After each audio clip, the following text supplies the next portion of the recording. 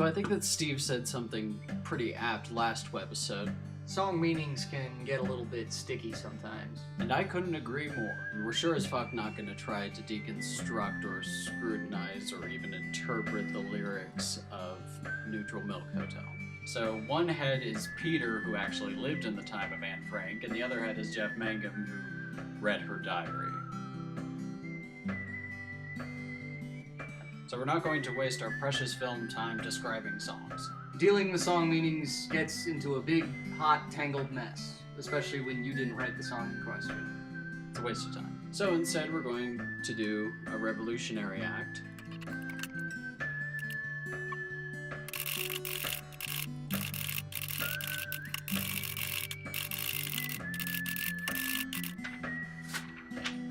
Also want to experiment with things that aren't funny.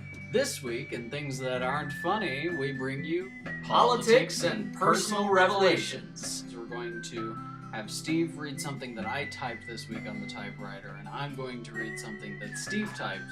Oh, and just to be clear, neither of us I don't stand by what I'm saying because I didn't write it, just like Steve doesn't stand by what he's saying because I wrote it. Just to be clear. So here it goes. My decision to adopt the label an anarchist is not a political decision. It's a personal one, as anarchy should be, which arose from my disillusionment and frustration with politics. As a reasonable American, I can clearly observe that this mirage of not conspicuous but continuous consumption is not sustainable. After looking long and hard at the institutional structures that affect my life, I have come to the conclusion that I simply do not trust anyone or anything else to govern me. And I do not mean the antiquated habit of displaying wealth by means of the acquisition of objects, but rather the literal consumption of substances into our bodies. Because who the fuck cares if it's unhealthy, if it's cheap and it feels good? Given my knowledge of both types of institutions, government and private companies, neither one has demonstrated adequate competence or compassion to be given any charge over my life or the lives of my family, my friends, or my planet. The reasonable conclusion is the philosophy of my pathetic generation. Don't give a single fuck, smoke 'em if you got 'em, and take a shot. Might as well have some fun, if the situation is a self-fulfilling apocalypse. Who would say something like that? Who would write something like that? This guy and that guy. We bow before the indie god Jeff Mangum. Please do not be upset that we covered your song and made a video. Please find our video pleasing.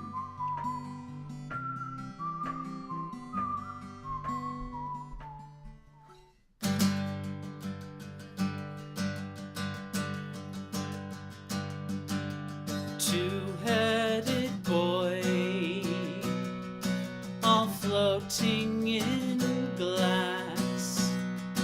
The sun, it is past now, it's blacker than black.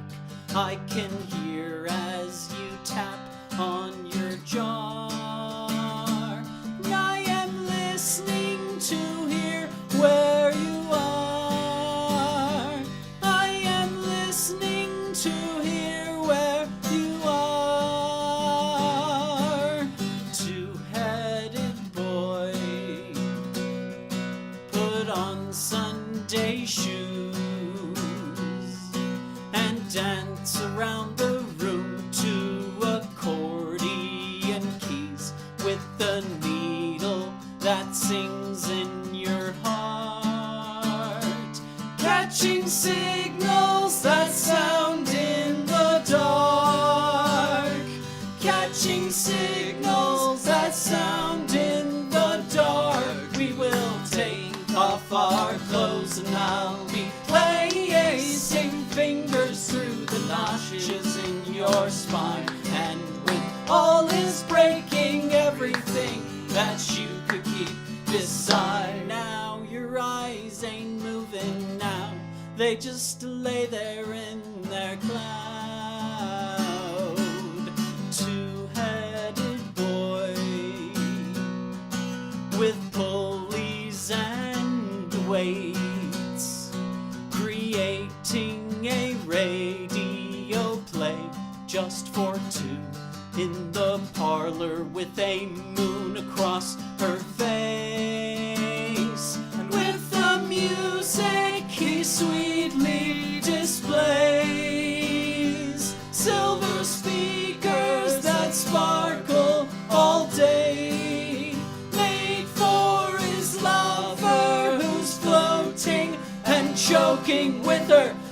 hands across her face.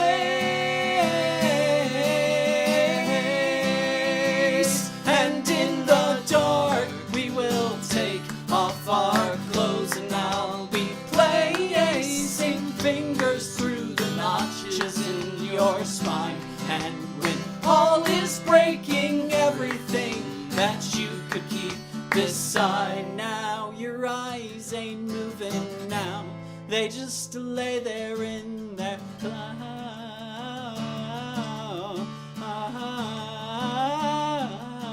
Two-headed boy,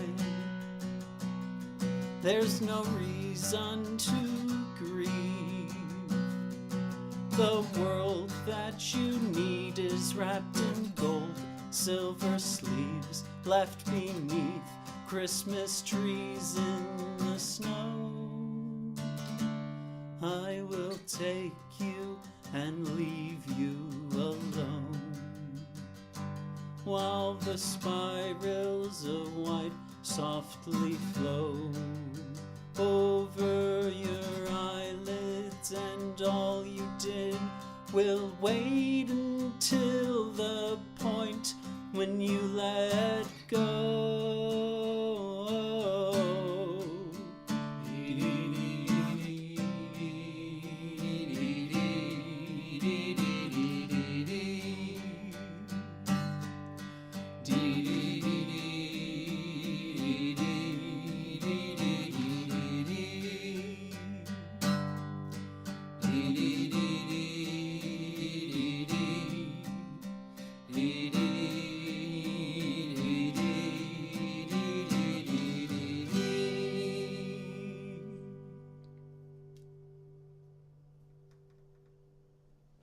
Has Carter showered?